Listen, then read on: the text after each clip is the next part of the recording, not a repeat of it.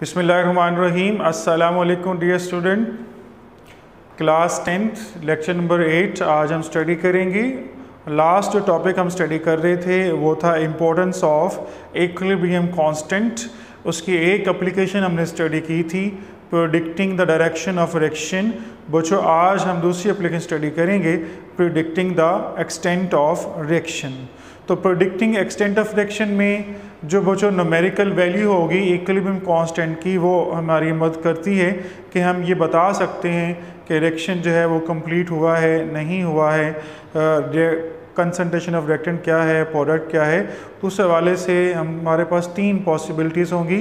Large numerical value of case हम study करेंगे इसमें, और बच्चों small numerical value of case study करेंगे, और इसी के साथ case is neither large nor small वो हम स्टडी करेंगे। तो फर्स्ट हम इसको एक्सटेंट ऑफ रिएक्शन को डिफाइन भी करते हैं। तो न्यूमेरिकल वैल्यू ऑफ केस ही यानी equilibrium constant help us to predict the direction या एक्सटेंट ऑफ रिएक्शन। तो आज का हमारा टॉपिक है extent of reaction.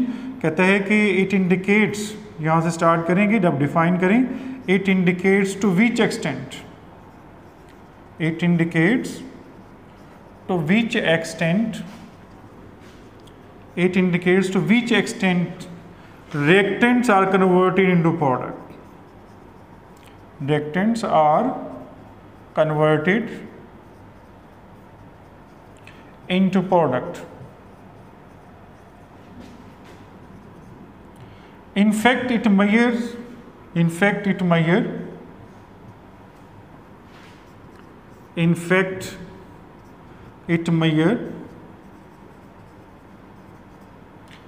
how far a reaction proceed.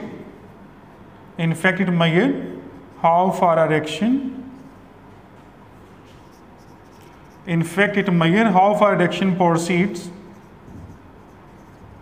before establishing equilibrium state.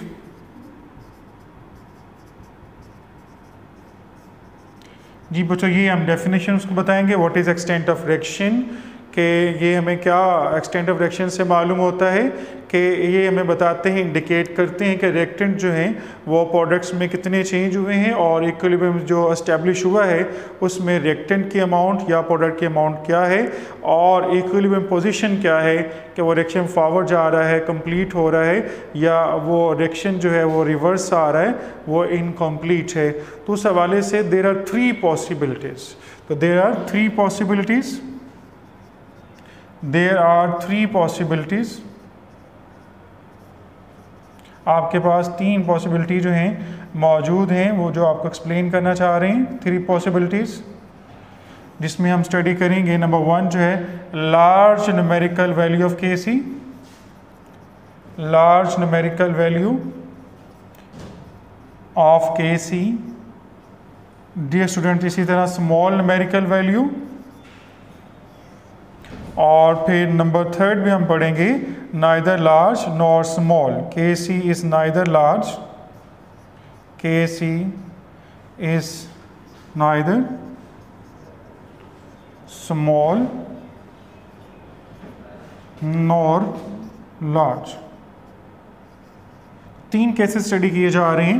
Number one case हम study करेंगे। फर्स्ट आपके पास रिएक्शन है, आपके पास oxidation of carbon monoxide CO, oxidation हो रही है, तो आपको प्रोडक्ट मिलेगा carbon dioxide at 1000 kelvin temperature. बच्चों इसकी जो KC वैल्यू आपको दी जा रही है वो 2.2, KC जो है 2.2 मल्टीप्लाई 10⁻²², ये आपके पास वैल्यू गिवन है। तो हम KC की वैल्यू से पता लगाते हैं, इंडिकेट करते हैं कि ये रिएक्शन जो है उस कंप्लीट फॉरवर्ड एक्शन जाएगा। तो इसका जो इक्विलिब्रियम एस्टेब्लिश होगा, जब उसमें चेक किया गया दोनों के अमाउंट को, तो हम देखते हैं कि रिएक्टेंट की कंसंट्रेशन जो है, रिएक्टेंट की जो अमाउंट है वो नेग्लिजिबल है, और प्रोडक्ट ही उसमें हमें ज़्यादा लगता है, कार्बन डाइऑक्साइड मौजूद होती है उसके अंदर। तो हम इसको एक्सप्लेन करेंगे, डिफाइन करेंगे, या उसको स्टेटमेंट दे सकते हैं उसकी कि the large value of equilibrium constant indicates that the equilibrium position, at equilibrium position almost all product is present and reactants are negligible.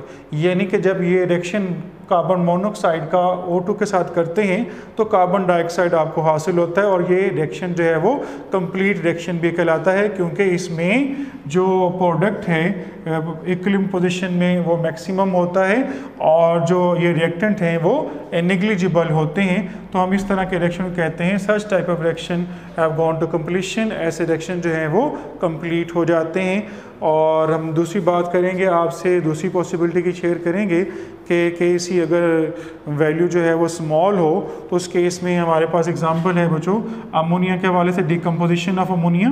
Case number 2 जो हम स्टडी करने जा रहे हैं, NH3 प्रोडक्ट जो है बन सकता है N2 और H2। आप इसको बैलेंस भी कर सकते हैं। और Kc के जो वैल्यू आपके पास है 3.0 मल्टीप्लाई 10 रेज़्ड टू पावर -9।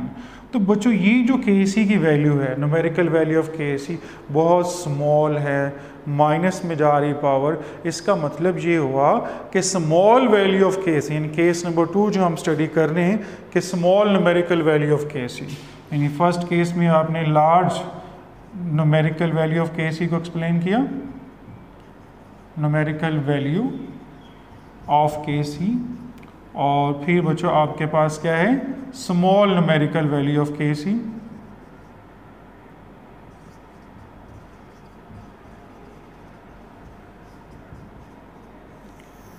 तो इस केस में हम जो स्टडी कर रहे हैं कि Kc की वैल्यू अगर स्मॉल होती है तो फिर इक्विलिब्रियम मिक्सचर पर या और इक्विलिब्रियम पोजीशन पर क्या इफेक्ट होता है।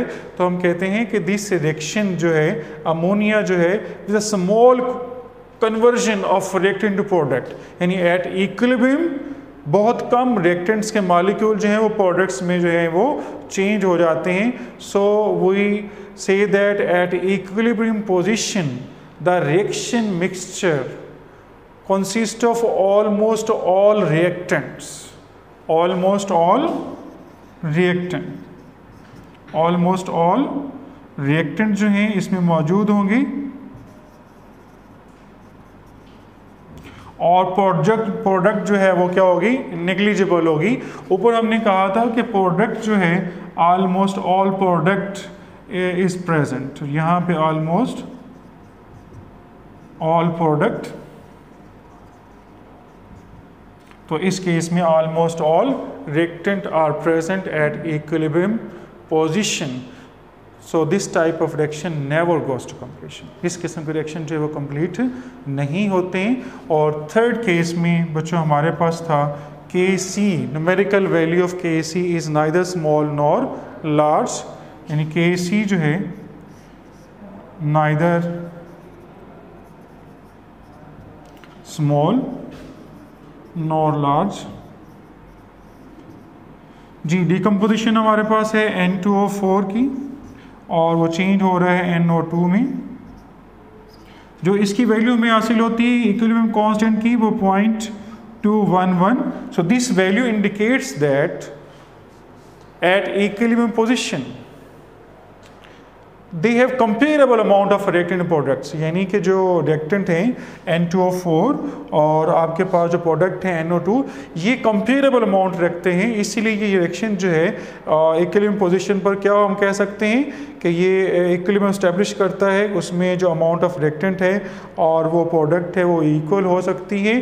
तो लिहाजा इसमें जो है इक्विलिब्रियम एस्टेब्लिश रहेगा कि उसमें जो रिएक्टेंट हैं प्रोडक्ट्स में या प्रोडक्ट जो है वो रिएक्टेंट में चेंज हो सकते हैं। तो Kc is neither small nor large में हमें पता चला कि रिएक्शन जो है वो इक्विलिब्रियम में रहता है, जबकि इन केसेस में हमने स्टडी किया कि लार्ज न्यूमेरिकल वैल्यू केस होगी तो प्रोडक्ट प्रोड्यूस होता है ज़्यादातर उसकी अमाउंट होती है रिएक्शन मिक्सचर के अंदर, और जब स्मॉल न्यूमेरिकल वैल्यू हमने स्टडी किया तो हमें पता चला कि जो रिएक्शन मिक्सचर है उसमें जो है वो रिएक्टेंट ज़्यादा अमाउंट में होते हैं, जबकि उस केस में हमने स्टडी किया थर्ड में कि उस रिएक्शन मिक्सचर के अंदर कंपेरेबल अमाउंट होती है रिएक्टेंट और प्रोडक्ट की।